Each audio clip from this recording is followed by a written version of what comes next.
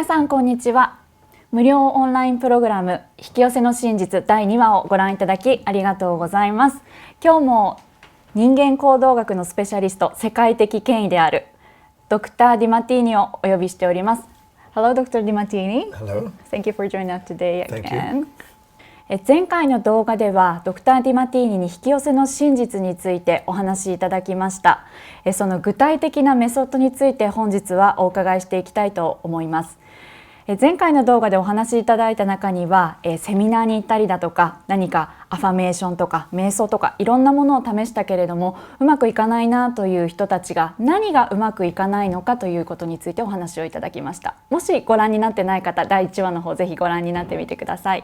で、私たちの望み、目標、夢、こうしたものが叶わない、うまくいかないその理由、一つ大切なポイントを前回はお伝えいただきました。皆さん覚えていらっしゃいますでしょうか。それは私たちの価値観が特定できていないということが分かりました。皆さん前回ご覧になってその価値観早く知りたいなと思った方も多いんじゃないでしょうか。お楽しみにされている皆さんのために今回2話があります。具体的にその価値観どうやって見つけていくのか一緒にやっていきたいと思います。前回の動画でも少しお話しいたしましたけれども、引き寄せの法則、結構この単語自体は皆さんご存知ではないでしょうか。よく書店ですとか、動画でもよく見たりしますよね。でもその引き寄せの法則をうまく使えていない方も中には多くいらっしゃるのではないでしょうか。前回のドクター・ディマティーニのお話聞いていますと、たった数ヶ月、3ヶ月、4ヶ月でとてつもない結果を引き寄せていらっしゃる多くの方々のお話いただきました。この引き寄せの法則を正しく作用させるコツ、原理というものが、ドクター・ディマティーニのメソッドの真髄であるということなんですね。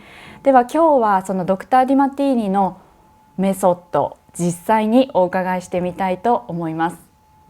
そしてこの動画ではこのとっても威力のあるメソッドの誕生秘話についてもドクター・ディマティーニにお話を伺っていきます。So, Dr. Dimartini, we learn about the principle of your method. So, we would like to know the name of your method and the details about it. Could you tell us about your method? When it comes to values, there are two primary applications that I have to help people live extraordinary lives. One is the value determination, the Dimartini value determination process, which I'll outline in just a moment. And the other is the Dimartini value applications processes. And that's how to utilize values in the empowerment of all primary 7 areas of your life.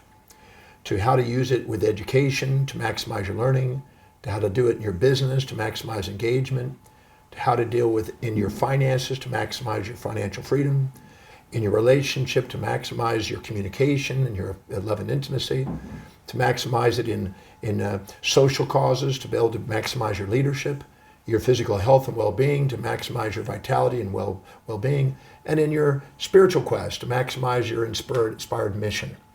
So the application is how do you apply, once you've determined the values, to each of the 7 areas of life. And this is very practical, very, very important, and is being used around the world. So first is the value determination, and then there's now the value applications. Dr. Dimartini, so there are 2 applications in your method on value factor, right? Value factors. So first of all, value determination. I would like to know the details about it. Could you do kind of demonstration for me? Sure. I love doing it. What it is a series of 13 primary questions to help elicit from unconscious and conscious information inside them to help a person determine what their life really demonstrates as valuable. Your life demonstrates your values. Your actions speak louder than your words. And many people, when you ask them what they value, they'll tell you what are social idealisms or what they think it should be or wish it would be or hope it would be or what once was, instead of looking at what their life demonstrates today. So the first value determination that I've identified, to try to make value determination objective, not just subjectively biased, is how do you fill your space? If I give you something that's really, really, really valuable to you, you'll keep it. If I give you something that has 0 value, you'll toss it in the trash. So you keep things close to you that's valuable, and you toss things that aren't. So if I look at what do you do to fill your space, what is it the three most common things you fill your most intimate and personal space with? What are those three things? In my case, it's my computer, it's my research bag, and it's my travel bag. Those are the three things that go wherever I go. They go every city I go to. So obviously, learning and researching and teaching and traveling are important. My life demonstrates it by what's in my space. So I ask you, what are the three items that most consistently occupy your personal or intimate space, which is usually within 4 feet of your reach, within reach of you, most consistently in the location you spend most of your time? That tells you what you value most. That could be a computer, and if so, what exactly is the computer dominantly used for?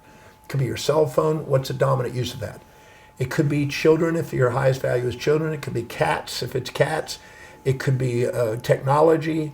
Whatever your space reveals, books, what is your life demonstrates in your space? That's the first determinant. Okay. So, yeah, you said that you always bring computer.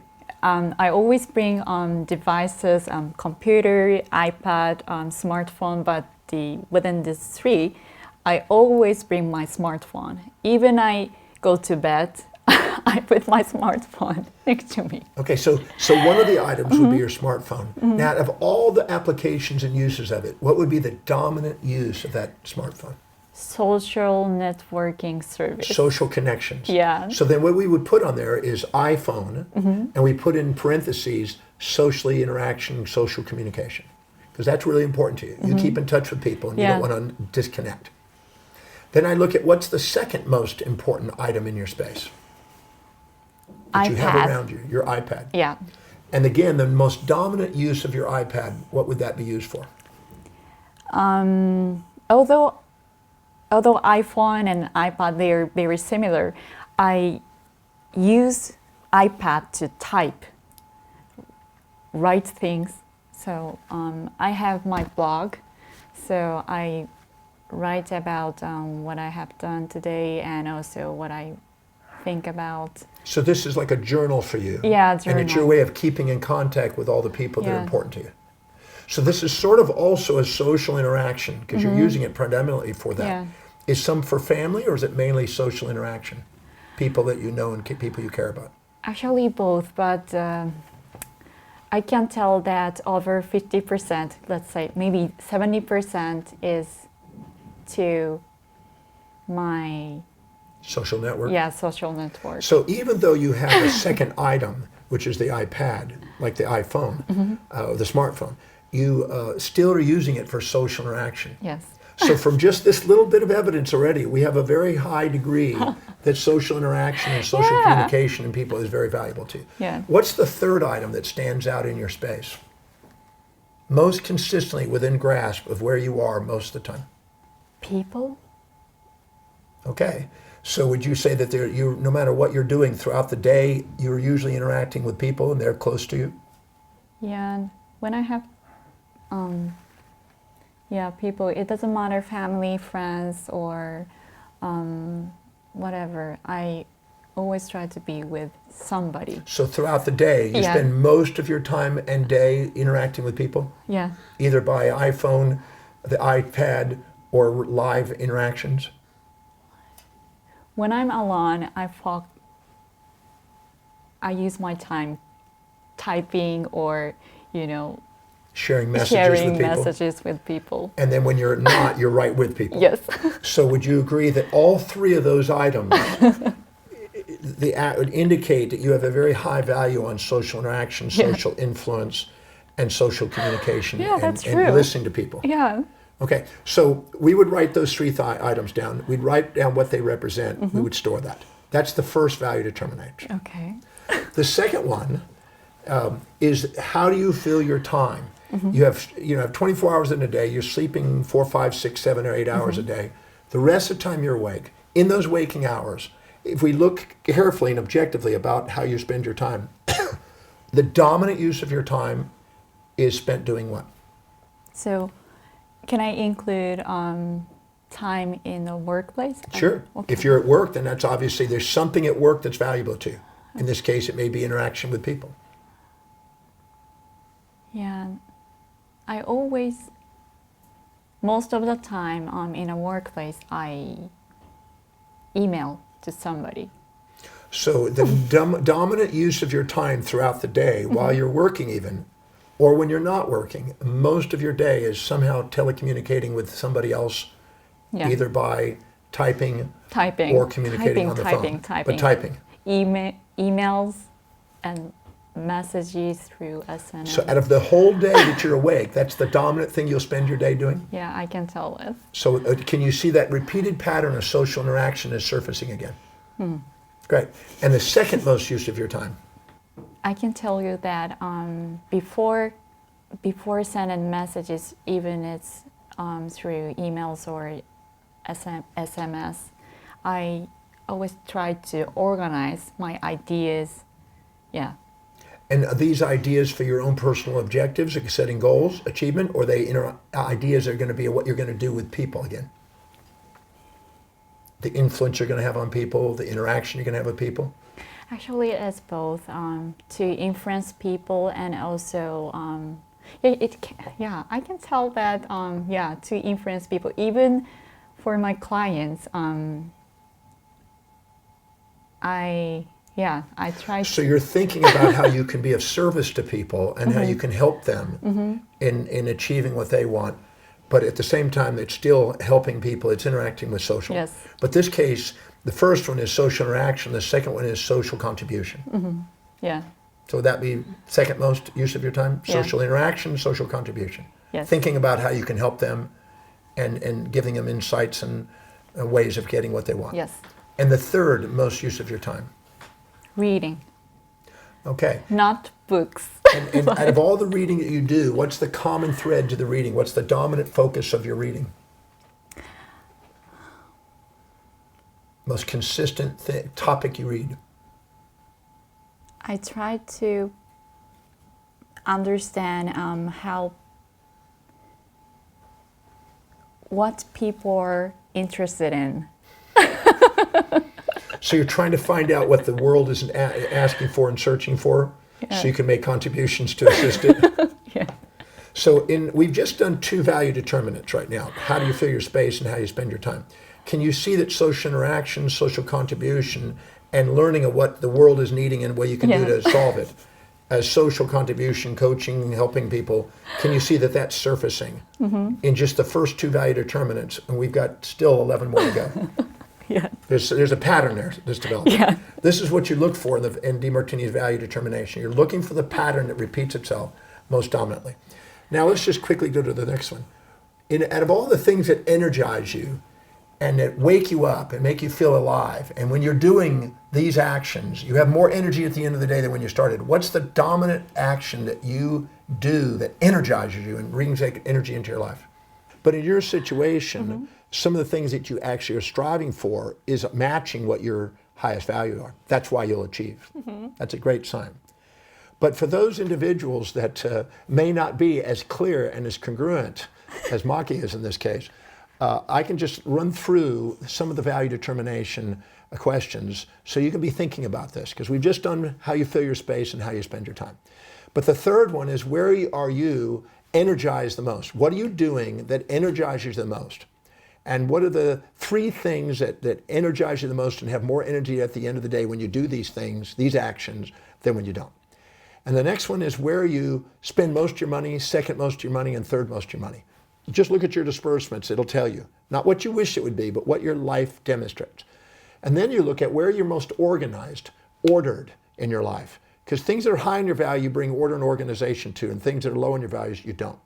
Then you look at where you're most disciplined, reliable, and focused.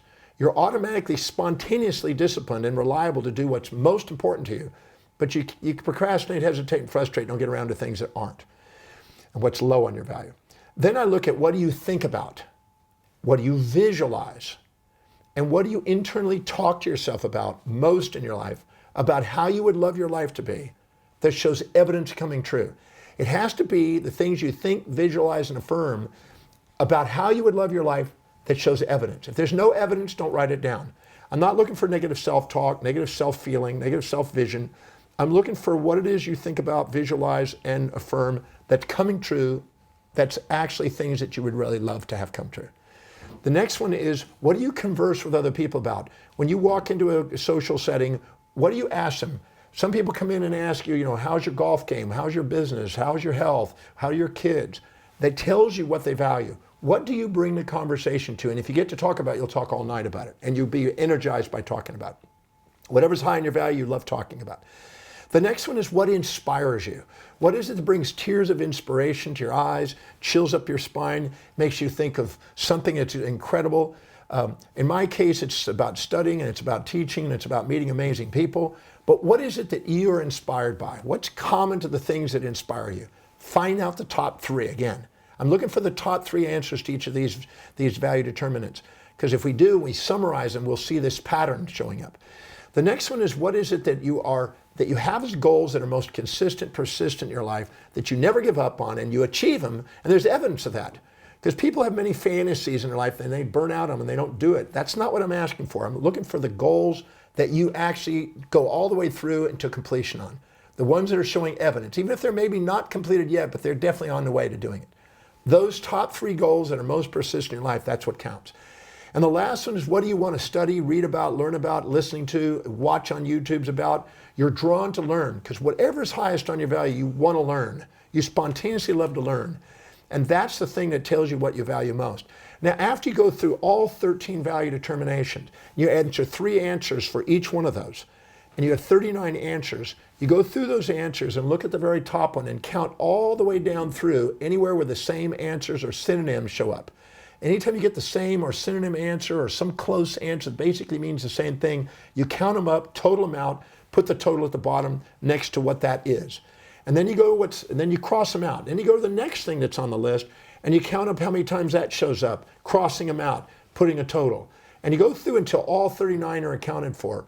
And you'll end up with, if you do it accurately, and we started with Maki here, if we do it accurately, you're going to have anywhere from 3 to 5 values summarized at the end.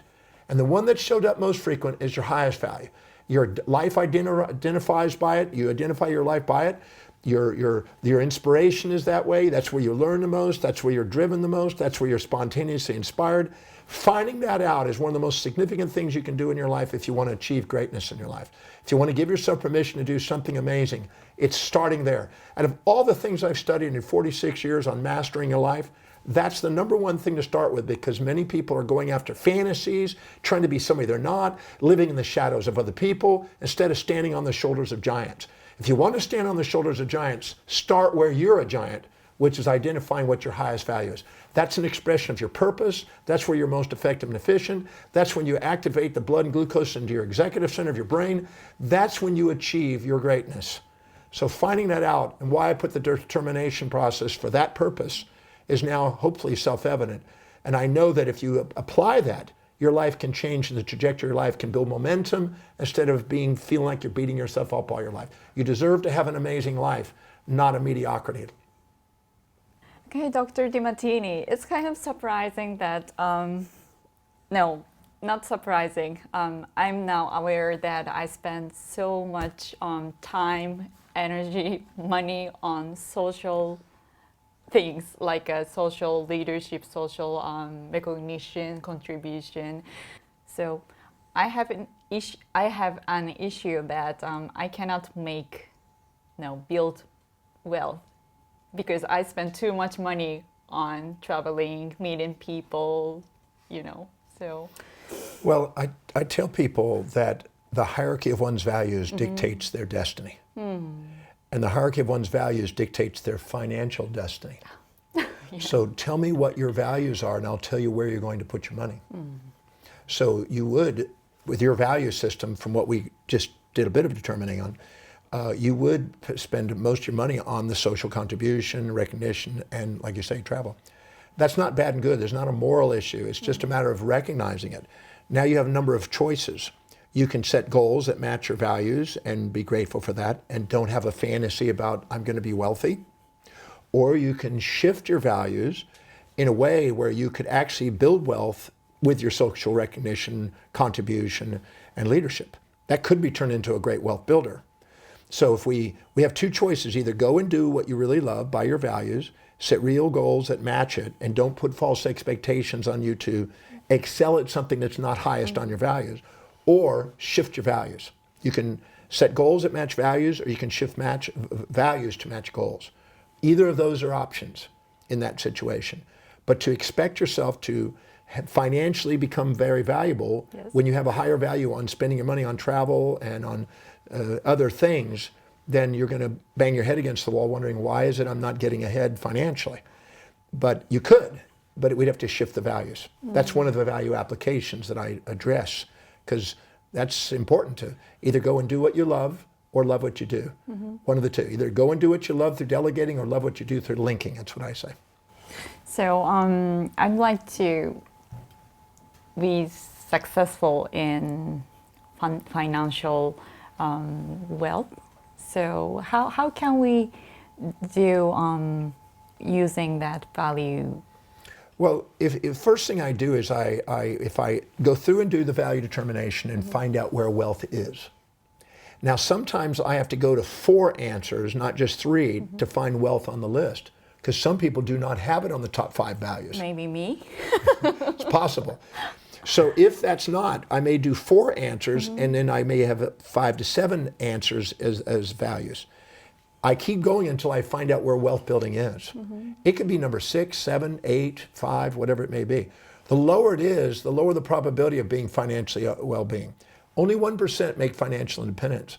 The rest of the people live not with financial independence. So first I had to find out where it is. Then I had to ask the person, do you want to change it? Or do you want to link it? Are you willing to have a change in your life? Some people say, I want the benefits of all those things, but the really question is, are you willing to have a change in life? Because if I raise it up, something else goes lower, and there may be a change in your life. But first we identify where the value of wealth building is, and then there's action steps that are proven to assist people in wealth building. And what we do is we take those actions and we then link it to what your highest values are. So let's say serving great numbers of people in a fair exchange manner that actually gets remunerated and paid for. That's one action. The second is to take a portion of that and save that money. The third is then invest a portion of that and then patiently accumulate it. Those are 4 action steps that we know assist people in building wealth. So we would take those action steps and we would sit down and write down how those action steps will help you in your social contribution, your social leadership, your social recognition, and link it to that. We would also then ask yourself, how do we take what it is you'd love to do, social recognition, social contribution, social interaction and leadership, how specifically could you get paid to do that? How could you actually get handsomely and beautifully paid to do that? And if you ask that question and come up with answers, you actually can now figure out a way of making that vacation a vocation, that thing that you love doing, a way of making great money. You raise the value of wealth building, you then find out how it could generate income, and you start structuring kind of a plan of how you can go and do exactly what you love to do and make a fortune doing it. I've yet to find somebody who found their highest values that couldn't make a fortune doing it.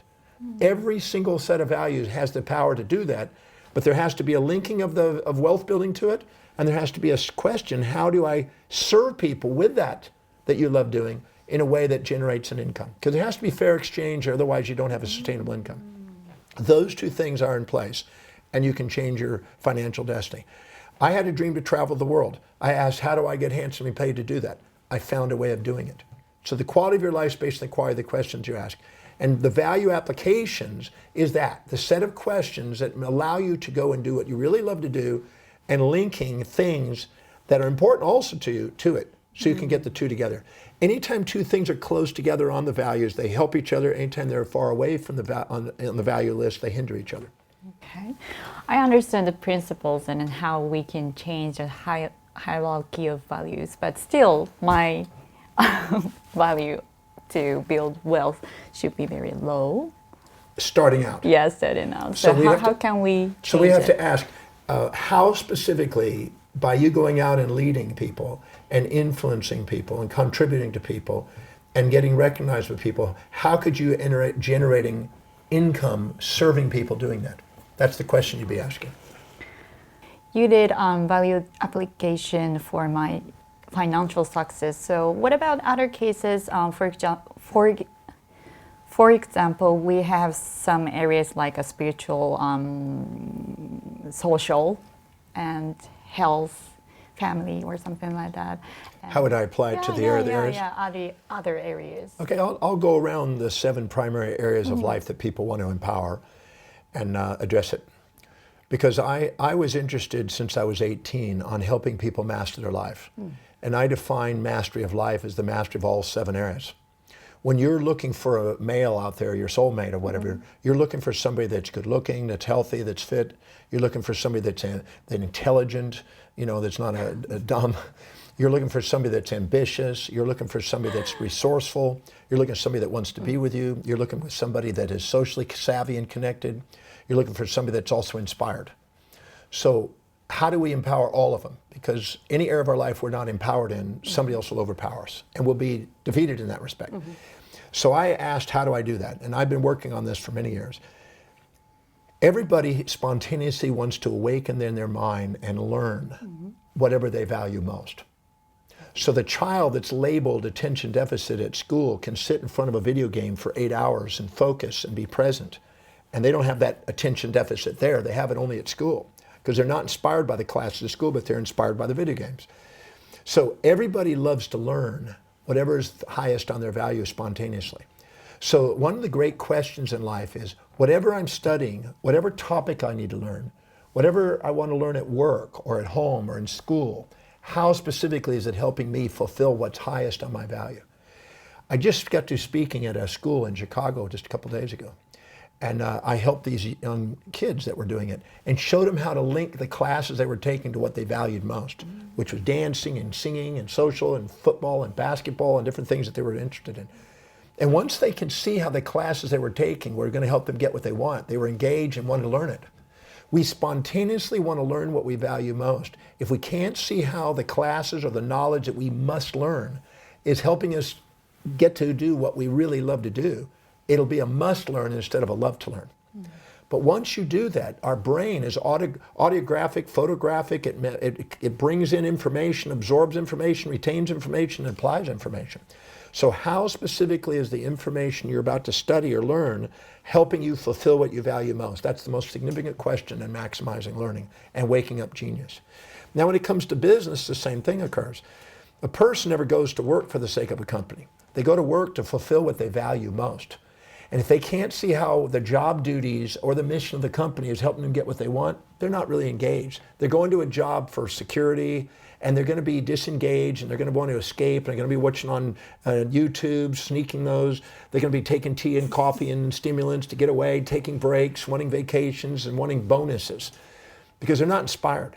But the second they can ask, how specifically is the job duties I'm doing and the accountabilities I have helping me fulfill what I value most? They become engaged, alive, inspired. The day goes by quicker. They don't need a break. They don't need to focus that way. They eat now to live instead of live to eat. And they don't get sidetracked by these distractions that most people are stuck in. So identifying how specifically is the job duties and the mission of the company helping me fulfill what I dream is important. Or go and do what you love and get paid for it as an entrepreneur. One of the two. Otherwise, you're going to be drained and not inspired. The third one is finances, and we just mentioned that. If you don't have a high value on wealth building, whatever is higher on your value than wealth building is where your money is going to go. So if you have a higher value on a dress than you do on an asset, buying a stock or buying a piece of property, that rental property, then you're going to be working your life for dresses and never have them work for you, unless you use the dress as a performance or opportunities from it.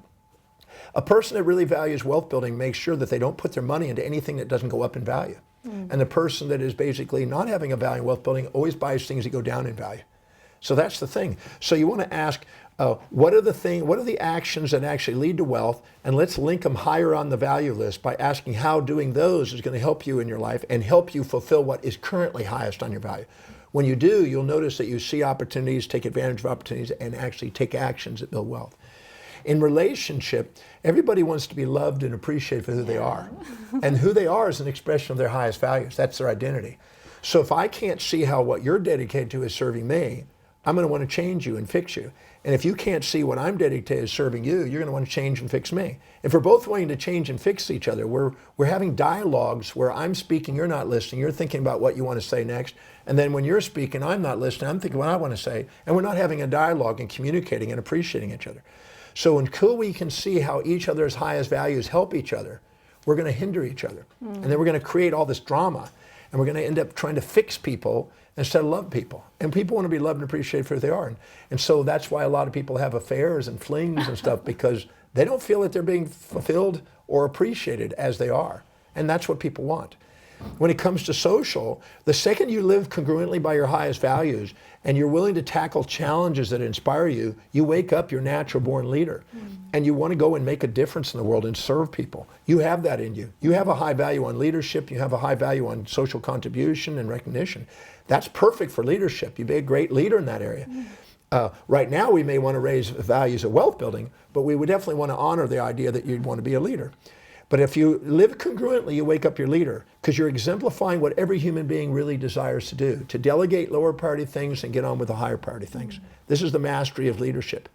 When it comes to health, the moment you're living by your highest values, you're more objective, you're more resilient, you're more adaptable, you're less distressed, you're more focused, your health and physiology becomes more normalized, you don't need symptoms to get you back into the center, and you're basically now maximizing your performance and you have more energy and vitality. And your health is empowered by living by priority. That's the reason I have probably more energy than most people. I'm 65 almost, and people don't understand how, you can go as many hours as you do, 7 days a week. It's because you're doing something you love to do and you prioritize and you delegated lower priority things. You can't live an inspired life unless you delegate lower priority things. And you can't do that unless you're serving people with your highest priority things and getting paid for it. So you can delegate the things below. And when it comes to spirituality, you're inspired by your highest values. That's what you spontaneously can't wait to do. So the person who's wise enough to structure their life around that, delegating lower priority things, getting onto the highest priority things, making a contribution, tackling challenges in the world, solving the biggest problems, the biggest cause they can solve in the world, those are the people that leave a great cause, build momentum as a leader, inspire people, and cause reactions and leave legacies in the world. So if we live congruently according to our highest values, all 7 powers, all 7 areas of our life are enhanced. That's why I went and described the values factor. That's why I want to teach people the value applications and the value determination. I'm absolutely certain that the people who have that information compared to the people who don't have an advantage, and they can go farther in life and basically achieve more and be more that they dream about than a person that's banging their head against the wall trying to be somebody they're not, living in comparisons and judgments, and not inspired by priority in life. Dr. DiMartini, I'm very inspired, and I think this method is significant and outstanding. I would like people to know details and use it. But I think you mentioned about your learning this ability when you're a child, and you now accomplished many things. You succeeded in all 7 areas. So what inspires you, or what moves you to develop this method? Gosh. When I was born, I had a leg that was turned in and an arm that was turned in, and I had to wear braces on my arm and leg. And I also, around a year and a half old, I found out that I couldn't use my mouth properly, and I had to go to have a speech pathologist, and had to use strings and buttons in my mouth to strengthen muscles. So I had speaking problems or articulation problems, and I also had an arm and leg turned. When I was 4, I asked my dad, please let me out of these braces. I didn't want to do it because it was embarrassing to walk around with big clunking braces. When I got out of those braces, all I wanted to do is be free and to run, to be on the run. I can't say with certainty if that's the only factor by any means, but I think that was a factor of why I keep traveling today. No. When I turned about 5 to 6, going on 6 actually, I started elementary school in 1st grade. And I got put in the reading class, and I couldn't read, and I couldn't speak properly, and I had signs of dyslexia. And the teacher first put me in a normal reading, and then I was shortly put into a remedial reading, and eventually had to wear a dunce cap and face the window with a guy named Daryl Dalrymple. I didn't like that. That was humiliating. And the teacher finally had my parents come to the class and said, I'm afraid your son will never be able to read, never be able to write, never be able to communicate, never amount thing, never go very far in life. So the only way I made it through school was to ask the smartest kids what they got out of the classes. And I would walk them home and talk to them and play with them and do things and ask them questions and make them feel important because they would tell me what they learned. And I would get enough information to get through school. And that worked till I was about 12. And I passed school by asking questions. My method's about my questions today. I think that had something to do with it. Then I turned 13 and my parents moved to a small town outside the big city of Houston, Texas. And there was no smart kids there. We lived in a very low socioeconomic area and I didn't have any smart kids to help me and I started failing. And I ended up dropping out of school. I tried to go to a different school for a short period of time, but that didn't work. So I ended up being a street kid. And then I ended up picking up a sport that I was least good at because I needed something to excel at and it wasn't going to be school. And it was sports. So I excelled first in baseball, then surfing. And then I moved from there to California. I hitchhiked from Houston, Texas to California to surf. I made it eventually to Hawaii to ride big waves. And there I almost died. And as a result of recovering from that nearly dying, I met this man one night who in 1 hour with one message changed the course of my life. He stated that we have the capacity to do extraordinary things. And nobody had ever talked to me like he had talked. And that was the first night in my life that I thought maybe I could overcome my learning problems and someday be intelligent. I never thought I'd ever be intelligent. I always thought I'd be stupid. I didn't read until I was 18, until after meeting this man. But that night I saw a new possibility. I saw a vision of me becoming a teacher and traveling the world like I dreamed. And that was the starting point 46 plus years ago of doing what I'm doing today. I eventually had to go back and take a GED, which was a high school equivalency test because I dropped out of high school. I had to go and take a college entrance exam. I eventually had to go back to college and I failed at first. But then I got back on my feet and I was determined that I was not going to stop until I learned how to read, until I could write, until I could speak properly. And because I wanted to do something, I wanted to make a difference. I wanted to be somebody in the world. And I never thought I was going to be, except maybe surfing. So that moment when I made that decision and I was recovering from the failing of a class, I made a determination with the help of my mom. I said, I'm going to master this thing called reading and touching and stealing. So what I did is I wanted to go and study. I wanted to learn to heal. I wanted to be involved in reading and I wanted to teach. And I put all those together and I started working on that. And I just made a commitment that I wasn't going to let anything on the face of the earth stop me from it. And here I am 46 years later working on that very thing. They said I would never be able to read. I didn't stop reading until it's now over 30,240 books. They told me I would never write. I've written over 100 books, probably close to 300 when I put all the manuscripts together. They said I would never amount to anything. I'm very financially free today. I don't have to work if I don't want to. They said I would never make a difference. I've made a contribution around the world. And they said I would never, be able to be intelligent or everything like that. I really believe that you can be a genius if you put your mind to it. So I had a dream to conquer those things, and those voids probably became the values. And it was around, probably my 20s where I started to realize that those voids were determining not only my values, but other people's lives were the same way. And so I realized, as Aristotle said, what you think is missing in life becomes what you want to fill in life. And voids and values became the thing that I wanted to understand. What is it that drives human beings to do something great? And I found that people that did extraordinary things started from these voids. So I wanted to help people find out what those voids are so they could capture the very driving force of what makes them want to go do something amazing. And when I did that, my whole values factor started emerging. And it was a slow, steady process over a number of years, but I now realize that whatever we think is most missing isn't missing in our life, but it's perceived as missing, therefore we're striving to fulfill it. And when we give ourselves permission to go and fulfill it, we do extraordinary things. So values are a very important component. I don't ever do a talk anywhere in the world that I don't bring values into it, because it's the cornerstone, the very essence of our existence, the very driving force for our greatness.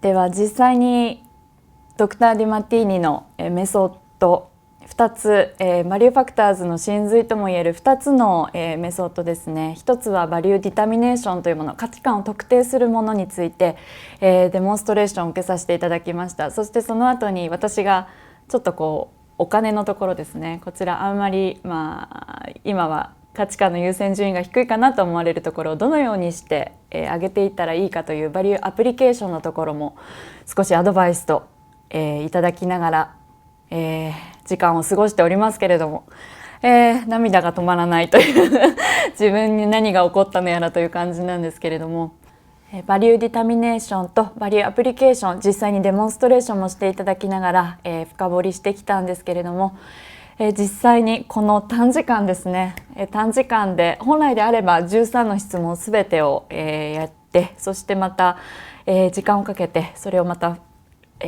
自分の目標ですとか夢に、関連づけていくリンクというアプリケーションですね。バリューアプリケーションという、ものを経て本来であれば、到達すると思われるような状況にこの数十分で、ドクター・ディマティンに導いていただいたというんでしょうか。もうこの体感をですね、ぜひ視聴者の皆さんにも経験していただければなというふうに思っております。今回はですね、価値観の特定の仕方、そしてその価値観を特定したことによってですね、今までなかなか引き寄せられなかったいわゆる自分の夢ですとか目標、それを達成するための行動にその価値観がどのように作用するのかというところを実際にその理論をご説明いただきながら実際に見ていただいたのではないかなというふうに思っております。そしてまた驚きなのが、私のケースでは今回お金という領域において非常に優先順位が低かったものを少し上げるというところについてお話しいただきましたけれども、ドクター・ディマティーニがおっしゃっている7つの領域というものがありました。その7つの領域すべてにおいてこのバリューアプリケーションというものが適用できるというのが本当に驚きではないかと思います。